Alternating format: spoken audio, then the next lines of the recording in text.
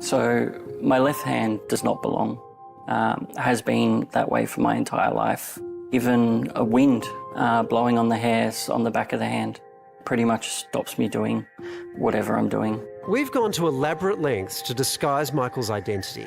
Only his wife and his doctors are aware of his problem. I've kept it to myself my whole life. I used to forge notes from my mother to get out of PE and sport if it was an activity that would mean that I had to use the hand. Dr. Chris Ryan has known Michael for 8 years. People with the ID now feel that some part of their body really isn't theirs. They know it is, but they feel that it shouldn't be. They feel this intensely, and the ongoing presence of that part of their body is very, very distressing for them. Michael says he's consulted a dozen different doctors and the diagnosis is always the same. They told me it was all in my head, and that if I just use the hand, it would go away. I'm pretty clear that it's almost certainly a neurological disorder. It sounds very neurological, and we know that there's a neurological system that tells you where your body begins and ends, and it seems like this is a malfunctioning of that system.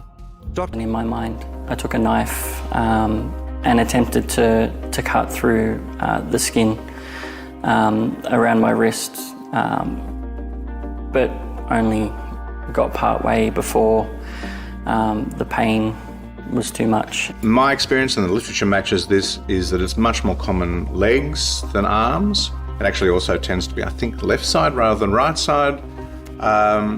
The striking thing about the people that come is they are all normal people.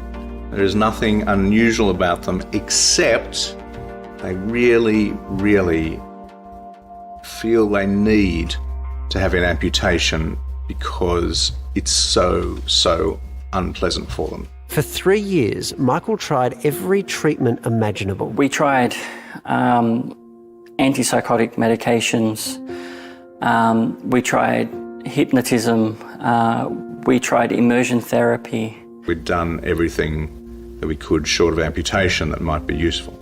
Amputation is a pretty big step, and also I don't think many surgeons rightly are going to amputate somebody's arm unless everything else has been done. Not using the hand has meant that I have been disabled my entire life.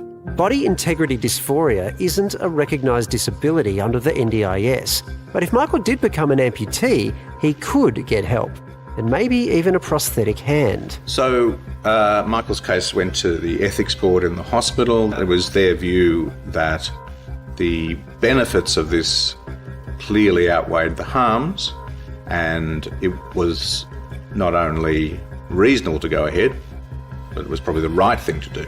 With a surgeon approved in a public hospital, the amputation Michael wanted was ready to go, until COVID cancelled all non-essential operations.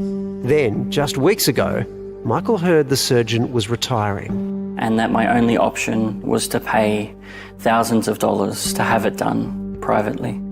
As for Robert Vickers, he